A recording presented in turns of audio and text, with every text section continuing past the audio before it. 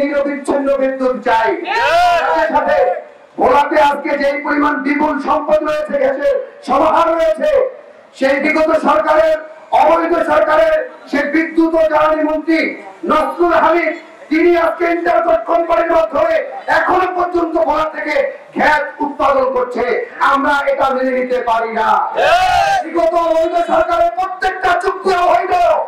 এই অবৈধ চুক্তির মাধ্যমে ভোলা থেকে আর এক ফুটা গ্যাস বাইরে যাবে না। আমাদের ভোলা ব্যাপারী বাজারে প্রতিদিন 10 থেকে 12টা গাড়ি লোড হয়ে ভোলা থেকে বাইরে যায়। এতে প্রতিদিন প্রায় 4500 ঘনফুট গ্যাস ভোলা থেকে উত্তোলন হয়, যার মূল্য অপরিসীম। অতএব সামনের দিকে এই যে সেতু কার্যকর, আমরা মনে করি প্রতি ঘনফুট গ্যাস থেকে যদি 1 টাকা করে ভোলাবাসীর জন্য রাখা হয়, মাত্র 1 টাকা করে যদি রাখা হয়, তাহলে ভোলা বরিশাল সেতু হয়, এটা স্বপ্নের কিছু না।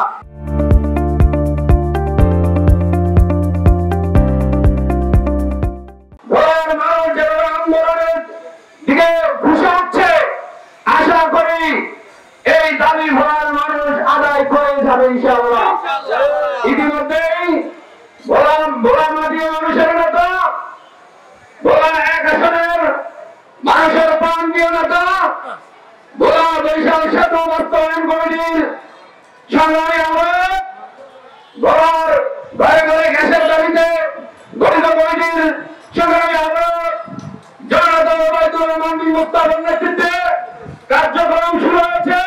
জ্বালানি উপদেষ্টার সাথে ইতিমধ্যেই সাক্ষাৎ হয়েছে, আজকে আবার স্মারকলিপি দেওয়া হবে। আমরা আশা করি সরকারের সুপত্র উদয় হবে।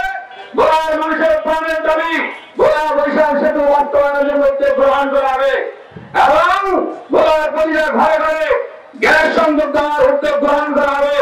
যদি উদ্যোগ গ্রহণ করে না হয়, আমাদের প্রিয়তা ভোলার মাটি ও মানুষের নেতৃত্বে ভোলার গ্যাস ভোলা থেকে অবৈধভাবে অবৈধ চুক্তির মাধ্যমে ঢাকায় নিয়ে যাচ্ছে। আমাদের থেকে 16 টাকা গ্যাস দিয়ে সেই গ্যাস তারা সেখানে 48 টাকা বিক্রি করছে। পুনরায় আবার যে ভোলার গ্যাস আসছে, এগুলো ভোলার মানুষ বেশি দামে ক্রয় করতেছে। আমরা এই দাবি নিয়ে আগেও মাঠে ছিলাম, আমাদের ছাত্র আন্দোলন প্রোগ্রাম করেছে, আমরা বারবার ভয়েস রেজ করেছি। আবারও এখন আমাদের যে আগের বিগত দিনের সরকারের সাথে যে চুক্তি ছিল, সেই চুক্তিটি এখন আর থাকতে পারে না। এটা আমরা মানি না, মানবো না। ইন্টারকো কিভাবে ভোলার থেকে গ্যাস নেয়, এটা ভোলাবাসী জানতে চায়। আমরা ইন্টারকোর সাথে সকল চুক্তি বাতিল সহ আগামীতে ইন্টারকোর কোনো গাড়ি ভোলাতে আসতে পারবে না, ভোলার থেকে গ্যাস দিতে পারবে না। এই বাতিলের দাবিতে এবং ভোলা বরিশাল সহ ভোলার অঞ্চল বরিশাল বিভাগকে শিল্পাঞ্চল করার জন্য এবং ভোলা বরিশাল সেতু বাস্তবায়নের জন্য আজকের এই কর্মসূচি। আমাদের প্রাণের দাবি, আমাদের ভোলা বরিশাল সেতু হওয়া একান্ত প্রয়োজন।